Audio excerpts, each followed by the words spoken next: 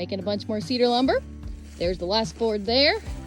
We got a whole stack over here that we cut up. If you have the opportunity to buy property that has woods on it and get a sawmill, I highly recommend it. Look at all this lumber we just cut up. We had this sawmill paid off within the first few months of having it with all the lumber we cut. It's worth the investment.